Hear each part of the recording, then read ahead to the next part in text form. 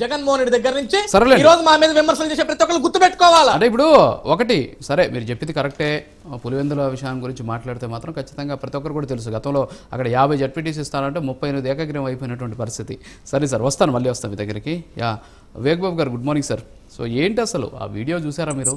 అసలు నిజంగా చూస్తుంటేనే జుగుప్సాకరంగా ఉంది. ఎందుకంటే ఈరోజు ఇలాంటి సిచ్యువేషన్ ఉందా రాష్ట్రంలో? ఇంకా కొంతమంది అలాంటి పరిస్థితులకి ఇంకా ఆటవికమైనటువంటి సిచ్యువేషన్ ఏమైనా కనిపిస్తుందా అనేటటువంటి రకరకాలైనటువంటి అనుమానాలు కూడా వ్యక్తమవుతున్నాయి. సరే, అది వాళ్ళ పర్సనల్ వ్యాపారం అనేది పక్కన పెడితే ఆయన వెళ్ళి దాక్కోవడం, మాజీ ఎమ్మెల్యే పుట్టినటువంటి వ్యక్తి వీడియో వైరల్ అయితే వెళ్ళి ఆయన ఇంట్లోకి వెళ్ళి ఆయన రీజనల్ కోఆర్డినేటర్ అనుకుంటా, బహుశా జిల్లా అధ్యక్షుడు, ఆయన జిల్లా అధ్యక్షుడు ఇంట్లోకి వెళ్ళిపోయి మరి ఆయన దాక్కున్నటువంటి సిచ్యువేషన్ కూడా ఇక్కడ మనకు కనిపిస్తుంది. ఏమంటారు? రాజు గారు, ముందుగా మీకు ప్యానల్ సభ్యులకి అలాగే ప్రైమ్ నైన్ వీక్షకులందరికీ గుడ్ మార్నింగ్. అంటే గత 5 ఏళ్ల పాటు మనము చాలా సందర్భాల్లో అంటే గత పాలనకు సంబంధించి చాలా ఎవిడెంట్గా with pin to pin law and order విషయంలో, పరిపాలన విషయంలో, మంత్రుల విషయంలో, ఎమ్మెల్యేల పనితీరు విషయంలో, ముఖ్యంగా భాష విషయంలో వారి యొక్క ఆలోచన విధానం ఎలా ఉంటుందనేది మనం గత పాలనకు సంబంధించి ఎవిడెంట్గా వివిధ వేదికల మీద డైరెక్ట్గా ఆయన ముఖ్యమంత్రి స్థానంలో కూర్చొని ఉన్నప్పుడు కూడా మాట్లాడుతుంటే చిరునవ్వులు చిందించిన సందర్భాలు కూడా, అంటే తప్పు మాట్లాడుతున్నప్పుడు వారించకుండా దాన్ని ఎంటర్టైన్ చేస్తూ దాన్ని ఆస్వాదించాడు, తప్పుని కూడా ఆస్వాదించుతూ మాట్లాడిన సందర్భాలు చూసాము. అలాగే రూల్ ఆఫ్ లా వైలేట్ చేసి ఎక్కడైనా తప్పు జరుగుతుందంటే, అంటే ఎమ్మెల్యేలు ఏదో ఇంటింటి కార్యక్రమాలకు వెళ్ళినప్పుడు నాయకులు నిలదీసినప్పుడే వీని మీద కేసులు పెట్టని చెప్పడాలు కానీ, అక్కడే దూషించడాలు కానీ, ప్రజలని ఓటర్లని కూడా చేసిన సందర్భాలు కానీ, ఇక అన్లిమిటెడ్గా దాడులు, కొందరిని అనుమానాస్పద మృతులతో చంపేయడాలు,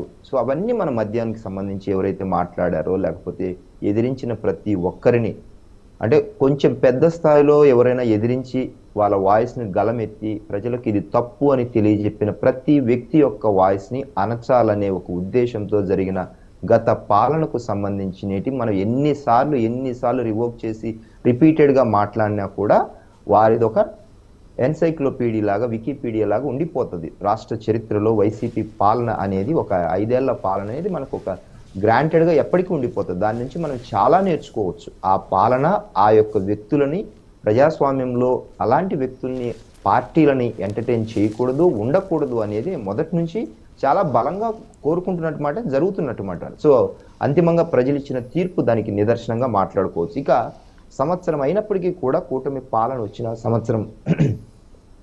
సంవత్సరం అయినప్పటికీ కూడా మీరు ఓపెనింగ్ రిమార్క్స్లో చెప్పినట్టు ఇంకా వారి యొక్క ఇన్ఫ్లుయెన్సే జరుగుతుందా, వారే ఇంకా నడుపుతున్నారా, ప్రభుత్వంలో అధికారులుగా మెయింటైన్ చేస్తున్నారా అంటే కొంత భాగం మేము ఒప్పుకోవాల్సిందే. ఎందుకంటే వారు అలాంటి వ్యక్తుల్ని పెట్టుకొని, అధికారులని పెట్టుకొని మెయింటైన్ చేస్తున్నారు. స్టిల్ వాళ్ళ యొక్క ఆలోచనలకు తగినట్టున్న వ్యక్తుల్ని ఇంకా అధికారంలో ఉన్నట్టుగా భావిస్తూ మేము ఏమైనా చేయగలం. అఫ్ కోర్స్ మీరు తిరుపతి వాసిగా మీకు అనుక్షణం అక్కడ ఏం జరుగుతుందో మీకు తెలుసు కాబట్టి, తిరుపతికి సంబంధించిన ఘటనల తాలూకు గత 5 ఏళ్ల పాటు ఎలాంటి జరిగాయో మీరు దగ్గరగా ఉండరు. అఫ్ కోర్స్ కొన్ని మీరు చెప్పొచ్చు, కొన్ని చెప్పలేవచ్చు. ఆఫ్ రికార్డుగా కొన్ని ఇంకా దారుణమైన పరిస్థితులు ఉన్నాయి కాబట్టి మీరు కొన్ని ఉదహరించలేరు. అఫ్ కోర్స్ మీకు ఎవిడెంట్ గా సాక్ష్యాలు లేకపోయినా కొన్ని మనకు తెలుస్తూ ఉంటాయి. అంటే కంప్లైంట్ ఫిర్యాదుదారుడు అన్ని వచ్చి బయటకు వచ్చి ఇవ్వలేరు కాబట్టి, ఇది కూడా రికార్డెడ్ వీడియో ఎవరో వాళ్ళ అనుచరుడే తీశాడు కాబట్టి అనుకోకుండా బయటకు వచ్చింది కాబట్టి మనం ఇదిలో చర్చ మాట్లాడుకుంటున్నాం. అలాంటి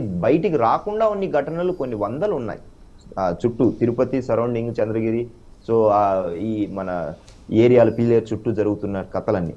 సో ఆ ఘటన ఏం తెలియజేస్తుందంటే మేము ఏమైనా చేయగలము, ప్రభుత్వాలు వేరైనా. ఇప్పుడు నిన్న పులివెందులలో డిఎస్పీ గారిని వేలు చూపిస్తూ పులివెందుల జెడ్పీటీసీ జరుగుతోంది, ఏం చేశారు వెళ్ళి, ఇది మా ఇలాకా ఈ అంటూ వేలు చూపిస్తూ, అంటే వారి ఆలోచన విధానము ఇంకా గత పాలనలో ఎలా ఉంటుందో ఊహించుకోండి. ప్రభుత్వం మారినా కూడా ఇప్పటికీ వాళ్ళు వేలు చూపించే సంస్కృతి ఏది, డిఎస్పీ స్థాయి అధికారిని.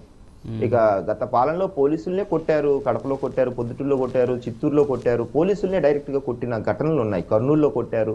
సో వారి ఆలోచన అనేది ఎవిడెంట్ గా ఉంది, ప్రతి సందర్భంలో వాళ్ళు ప్రూవ్ చేసుకుంటున్నారు. ఇంకా తిరుపతి ఘటన గురించి మాట్లాడాల్సి వస్తే, నిన్నటి ఘటన అది చాలా చాలా దురదృష్టకరం. ఎంత ఒకేలా అప్పున్నా కూడా చట్టబద్ధంగా తేల్చుకోవచ్చు మామూలుగా. మీరు ఇందాక బిగినింగ్ లో చెప్పినట్టు దీనికి వర్గాలు ఏమి ఉండవు. బాధితుడు ఎవడైనా బాధితుడే. రాజ్యాంగం ప్రకారం ప్రతి పౌరుడికి ఆర్టికల్ 19 ప్రకారము అన్ని హక్కులు ఆపాదించబడతాయి. 12 to 19 ప్రకారము వారి యొక్క స్వేచ్ఛని ఇలాంటి ఆలోచనలతో అణచివేచే ధోరణి లేకపోతే భౌతిక దాడులను ఎట్టి పరిస్థితుల్లో రాజ్యాంగం ఒప్పుకోదు. దట్టు ఈ స్థాయిలో ఉన్నటువంటి వ్యక్తులు ప్రజాస్వామ్యంలో ఒక నాయకులుగా లేకపోతే మాజీ ఎమ్మెల్యేలుగా ప్రజాప్రతినిధులుగా ఉన్నటువంటి వ్యక్తుల యొక్క తనయులు వచ్చి డైరెక్ట్ గా వాళ్ళ అనుచరులు తీసుకొచ్చి కొట్టడము, చంపాలనే ఆలోచనలతో తీసుకొచ్చారో లేకపోతే మేము ఈ స్థాయిలో చెయ్యగలము, దానికి వర్గాలు ఏమీ లేదు. బీసీ అయినా, ఎస్సీ అయినా, లేకపోతే ఇంకోటైనా వాళ్ళు ఏమైనా చేయగలరు. వాళ్ళకి ఎదురు తిరిగితే దానికి ఏం వర్గాలు ఏముండవు. కాబట్టి అణిచివేయబడిన వర్గాలు కాబట్టి వాళ్ళ పట్ల రాజ్యాంగం కొన్ని ప్రత్యేకమైన హక్కులు ఇచ్చింది కాబట్టి మనం వాళ్ళను కొంచెం ప్రత్యేకంగా మాట్లాడాల్సి ఉంటుంది. సో ఆ కోణంలో మనం మాట్లాడినా కూడా వాళ్ళకి అలాంటి విచక్షణ కానీ లేకపోతే ఇలా చెయ్యకూడదు, ఇది తప్పు అనే ఆలోచన ఏమీ ఉండదు. భౌతిక దాడులకైనా ఏ స్థాయి దాడులకైనా వెళ్ళగల సమర్థులు వాళ్ళు. సో అంతిమంగా ఈ ఘటన తాలూకు విషయాన్ని మనం చర్చిస్తున్నాం కాబట్టి వైసీపీ అనే పాలనకు సంబంధించిన గత పాలన అనుభవాలను దృష్టిలో పెట్టుకుంటూనే మా కూటమి ప్రభుత్వానికి సంబంధించి ప్రజలకు కూడా మేము చాలా ఓపెన్ గానే చాలా సందర్భాల్లో చెప్పాం. మేము లా అండ్ ఆర్డర్ బై రాజ్యాంగం ప్రకారం వెళ్తున్నాం. అందుకు మాకు కన్స్ట్రైంట్స్ ఉన్నాయి. ఇప్పుడు వాళ్ళలాగా కేసు బయటికి రాకుండా డైరెక్ట్ గా కొట్టడమో చంపడమో తెలియకోకుండా కప్పెట్టేసే టైప్ కాదు. ఒకరి నేరం చేసి ఇంకొకరి మీద నారాసుర రక్త చరిత్ర రాసే టైప్ కాదు. అది సమస్య. మేము ప్రజాస్వామ్యబద్ధంగా బై లా ప్రకారము ప్రతి ఒక్కరిని జాగ్రత్తగా నోటీస్ ఇచ్చి కోర్టు ముందర నిలబెట్టి కోర్టు నోటీసులు ఇచ్చి రిమాండ్ చేసి విచారణకు కూడా కోర్టు పర్మిషన్ ద్వారానే విత్ ఏది బిర్యానీలు, మంచాలు, దోమ కిట్లు అన్ని జట్టు బిల్లలు అన్ని జట్టు బిల్లలు, టార్టాయిస్లు అన్ని పెట్టి దగ్గరుండి దోమ కూడా కరవకోకుండా చూసుకుంటున్నాం. ఎందుకు? ఇదంతా రాజ్యాంగబద్ధంగా జరుగుతుంది కాబట్టి. కానీ మేమేం చేస్తున్నాం అనే దానికి గత పాలనకు తేడా ఏంటంటే మేము ఇప్పుడు కూడా ప్రభుత్వంలో ఉండి కూడా బై రూల్ ఆఫ్ లా ప్రకారమే నడుస్తున్నాం కాబట్టి మాకు ఇన్ని సమస్యలు. వాళ్ళలాగా చేసినట్టు మాకు ఇన్ని సమస్యలు వచ్చేవి కాదు. బట్ ప్రజలకు ఇచ్చిన మ్యాండేట్ ఏంటి? మాకు రూల్ ప్రకారం నడవాలని, చట్టబద్ధమైన పాలన అందించాలని 164 ఇచ్చారు. అంటే మంచితనము చట్టంకి లోబడే, అంతే తప్ప చాతకాంతరం అయితే కాదంటారు అయితే కూటమిది. ఎందుకు అవుతుంది? ఇప్పుడు ఆయన చెప్పినాడు కదా, గత మేము రప్పా చేస్తాము, 2.0 చూపిస్తాము, సప్త సముద్రాలు దాటి వస్తాము అన్నప్పుడు ఎవరి క్యాపబిలిటీ వాళ్ళకు ఉంటుంది. ఇప్పుడు ఆయన క్యాపబిలిటీ ఆయనకు ఉన్నప్పుడు ఇటువైపు ఉన్న వ్యక్తులకు కూడా క్యాపబిలిటీ ఉంటుంది కదా. ఇప్పుడు నువ్వు కత్తి తీసినప్పుడు మేము కత్తి తీలేమా?